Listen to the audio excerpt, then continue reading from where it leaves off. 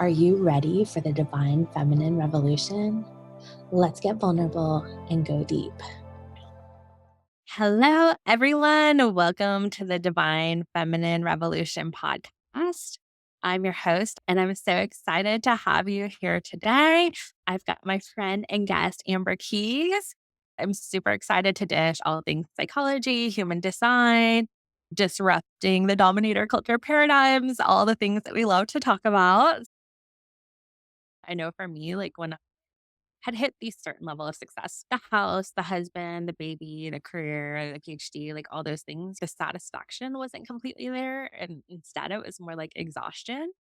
I think I started taking my own pleasure a lot more seriously about 5 years ago, where I was like you had described, I had done all the things and achieved all the things, and I had the job, and my son was in preschool. He was sick all the time, and I was working 100 hours. I was overcommitted. And I had this realization that every single moment of my life was in service to another human being.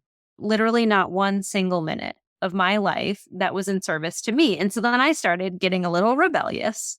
I think what people are really craving, sometimes, at least for me, I'll speak for myself, above and beyond the money is I love that you have that social justice background. And I think it's so important because we can try to tend to people, heal them one by one, or we can really look at these broad scale societal issues and figure out like, what is the machine that's creating this? And so I just love that you have that lens and you've incorporated that into your human design work. The original theories, some of the terms are a little pejorative and things like that. So there's a deconditioning of your actual alignment and your human design pattern and all of that sort of stuff. But then there's also the feminist version of that. It can be also very disempowering if you use the original sort of terms that Raw and human design came up with, which is fine. They're just very literal. Let's talk like martyrdom, where I think the other one is experimenter. I'd much rather be an experimenter than a martyr. This is the interesting thing because human design is the original system.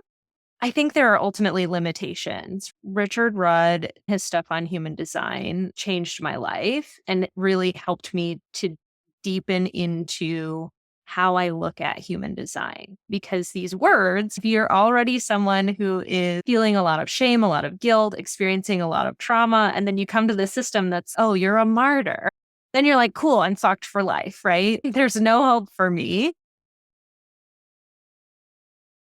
And so, my question to you is how can we embrace our leadership, whether you're a five or not, and satisfaction piece? I know we're both in the pleasure community. And so, I think to be outspoken, to be rebellious, to say the things that maybe trigger people and create this whole new paradigm shift, we have to throw the good girl out, basically. So, curious about what your journey around that has been like to embrace your satisfaction and your leadership.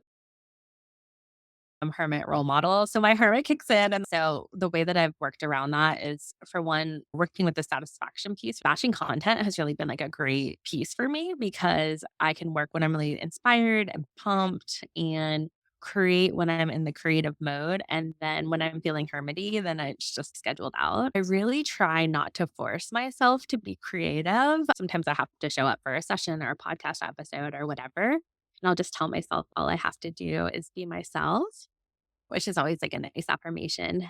But yeah, I really do try to like embrace that creativity. I was living all role model, but no hermit. I was just always around people, except maybe late at night when everyone was in bed. And so that was like the biggest change that I've made since getting my human design certification is really honoring my hermit and giving time for that mysticism. And just like on Mondays, I don't work and I really try not to see people on that day. And that has been like totally transformational for me. Even in some of the more pleasure based spaces, there's still this undercurrent of like, always be launching, always be doing a thing, have more, start the podcast, have this program, do a mastermind, do a one on one.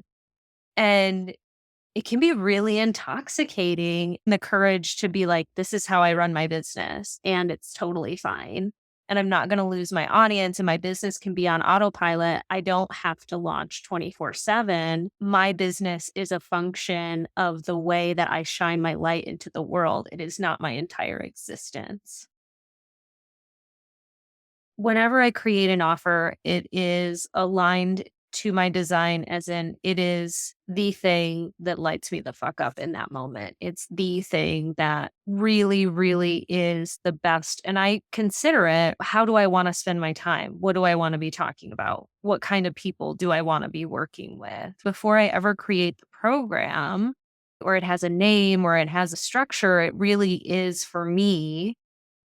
Everything in my business comes back to me.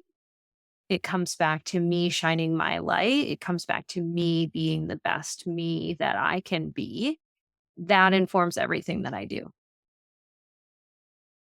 So I am looking for goddesses who really want to work on their mindset to the point where they can manifest this life that feels really good. And it could be something simple like a really common belief because of trauma. They feel like I can't get what I want.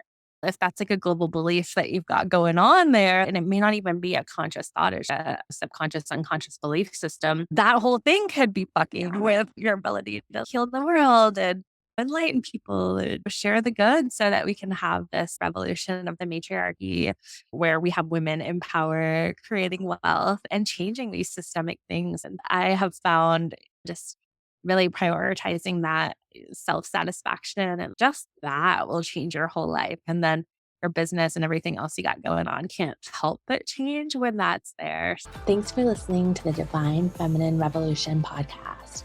Make sure to subscribe and leave a 5-star review. Want to keep the conversation flowing?